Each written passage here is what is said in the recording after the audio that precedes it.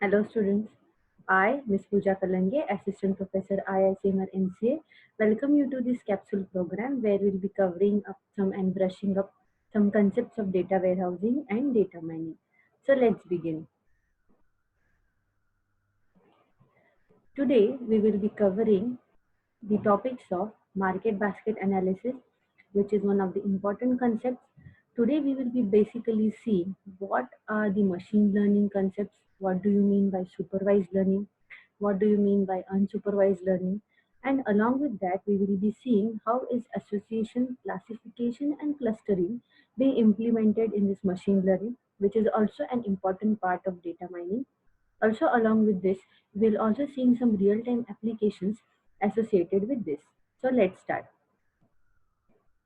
So basically, before moving on to association, I would just like to clear some basic concepts of supervised and unsupervised learning. This part we have already covered in our refresher course as well. But just to tell you once again, supervised learning is nothing but, in simple terms, you know what would be the input and what would be the output. Means you know what would be the label, input label, and what would be the output label. But in case of unsupervised learning, you only know the input, but you don't know what would be the predicted output. So that is the part of unsupervised learning. So classification, regression come under the supervised learning, and association and clustering, they come under unsupervised learning.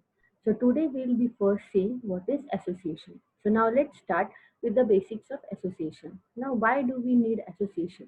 Now you all know the basic motive of data mining is to identify the hidden patterns and to extract the knowledge from that patterns, which will eventually help you to find out some business decisions or to get some business decisions which will impact your business at a greater level. So association in that terms relates to finding associations and relationships among large data sets. Now, currently, you know that it is the era of big data. So everywhere the data is accumulated in terabytes, yottabytes, and zettabytes. So in order to have the associations and relationships between this amount of data, we will be using association. So where is this association basically used? Association is basically finds its application in market basket analysis, which is also termed as MBA. Now, why is this market basket analysis used? It is used for the retailers to identify the patterns, how the customers are buying and how frequently they are buying a particular item. So what we'll be able to predict from that? They will be able to predict what is the buying pattern or how frequently an item is being purchased by the customer. Let's take a very simple example. You already know online shopping. You use many e-commerce applications. For example, if you're using Amazon shopping, you know, suppose if you want to buy, for example, a mobile phone. When you buy a mobile phone, in the downward section, you get a recommendation that mobile phone plus charger will cost you X rupees, or mobile phone plus charger plus headphone will charge you some rupees. How come they come to know? Because they know that if a person purchases a mobile, there is a probability that he may purchase a headphone or he may purchase a charger in relevance to that. So that is basically termed in shorter terms to be market basket analysis. So this will help you to find out the buying pattern of the customers, how frequently the patterns are being buyed by the customer, which will eventually help you to grow up your business and grow up your sales. Also, we can provide some discounts or you can provide some coupons in order to increase the sales of these particular items. So this was the basic about the association. Now association has two types of algorithms which are being used. So we have one a priori algorithm and frequent pattern, that is the FP3 algorithm. So what are the basics required for this algorithm? We will be covering this using this example. So let's see.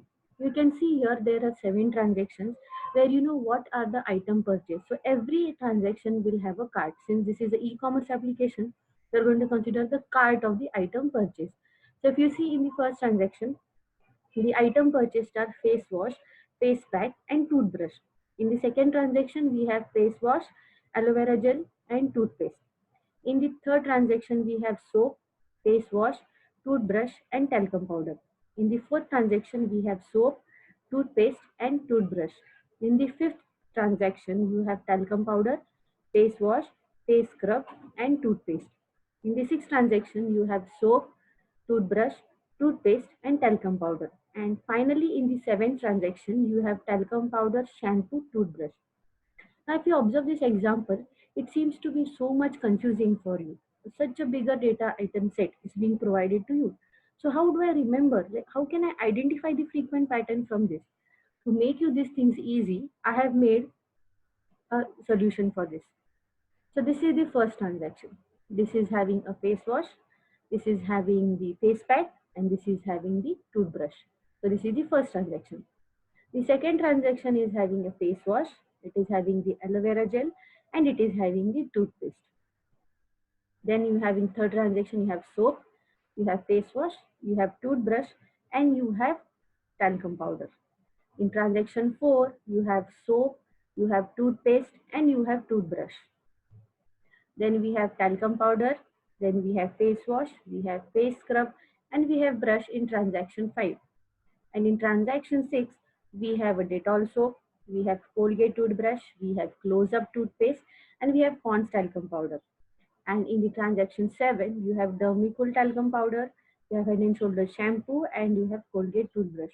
Now, just to make you aware that we have taken generic terms of the items. We have not considered the category or company of these items which are being purchased. So now this will be easy for you to remember. So if I go back and I show you the transaction, it would be easy for you to recollect what items are being present in the cart. Now, what you have to do here is, in case of association, you need to find out the frequent pattern. Now, if you see here, what seems to be repetitive here? You can see face wash at multiple places. Then you can see toothbrush, which is present at multiple places. Then you can see toothpaste, which is also present at multiple places. But how will you identify the relationships between these items? So for that, we need the association. The association uses a basic concept of X and Y. Means if there is X, there will be Y. Means there will be a relationship existing between them. So if I go back to show you what items are there in the transaction, you can see these are the total items which are present in the 7 transactions. But now I want to see what is the frequency or which item is being brought on frequently. So how will I do that? Okay. So for that, you just remember a basic thing. Now you remember when you were small or whenever you go to hotel, whenever you ask for some dish, okay, they will ask you like whether you want to, for example, if you're ordered the main course, okay, sir, would you like to go for dessert? When you order dessert, sir, would you like to have some ice cream or else? Or if you go to the shopkeeper, if you say, I want to buy bread, he will say, okay, do you want to buy eggs? Do you want to buy butter? Or do you want to buy milk? Why? Because there is a frequency that if this item is being purchased, that Y item will be also purchased. So there is a relationship of X and Y. If there is X, then there will be Y. So now coming back to the point, you can see that these are the total items. Okay, if you can see here, these are the total items which are being present in this entire transactions, that is the total 7 transactions. But now I want to find out what is the frequent pattern, that how the customers are purchasing, right? So what is the basic step? First thing is I will have to remove the frequency. Okay, so what is the frequency? So these are the items I have written in sequential order: face wash, face pack, aloe vera gel, toothbrush, toothpaste, talcum powder, soap, and face scrub. So these are the items which are present in the total 7 transactions. So these are the transactions which I have written here for reference. So these are the frequencies. If you see face wash, I'll show you face wash frequency is 4. So how come? Here 1, here 2, here 3. It is not there in this transaction. It is there in this 4 transaction 4, and 5th and 6th transaction it is not present. So the frequency count for face wash is 4. Now for face pack, if you see face pack is present only in first transaction, you cannot see anywhere here face pack, right? So the frequency count for face pack is 1. Similarly for aloe vera gel is present only in the second transaction. So the frequency count here is 2. So similarly, you need to calculate the frequency count for toothbrush, toothpaste, talcum powder, soap, and face scrub. Now, if you see at this table, you can identify that toothbrush is having the highest frequency. Means what? The probability of purchasing toothbrush is greater. So you can make this as X. Means toothbrush is a X, that is the antecedent. Now what if you purchase toothbrush? What is the probability that other items could be purchased? So if you observe this table properly, the next frequency after this comes to be of face wash, that is 4. There is a frequency of toothpaste, that is 4. Then there is a frequency of talcum powder, that is 4. Means you can make an association that if a person purchases toothbrush, he may purchase face wash with that, or he may purchase toothpaste with that, or he may purchase talcum powder with that. So this is the basic concept which is being used in the association. It finds out the frequency and it tries to map the frequency with that particular item. So now you can understand that where there could be a pattern of toothbrush and toothpaste, there could be a pattern of toothbrush and face wash, there could be a pattern of toothbrush and talcum powder. So it depends. So how is this done in the further part? We need to calculate the frequencies. As I told you, we have a relationship on X and Y, right? So we need to have at least two items in concurrence with each other. So what I've done here, I have taken two elements with each other. So how have I done this, right? So see, this is face wash. Here I have not taken one number count. Why? Because you need to establish a relationship between two entities. One entity will not be sufficient to you. So I have taken all entities whose count is greater than 2. Okay, so if you see here 4, 5, 4, 4 and 3. Remaining 3 items will be discarded. That is face pack, aloe vera gel and face scrub will not be there. So if you see here, I have not taken that part. Now I have to establish relationship. So face wash, toothbrush, face wash, toothpaste, face wash, talcum powder, face wash, soap. Okay, so in this way, you can have a relationship built between all these items.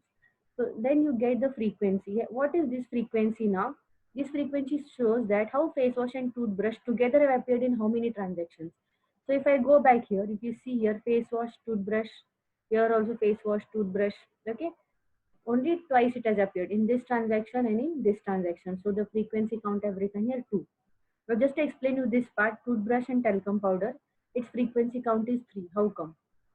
So if you see here, okay, here you can find toothbrush and talcum powder, okay.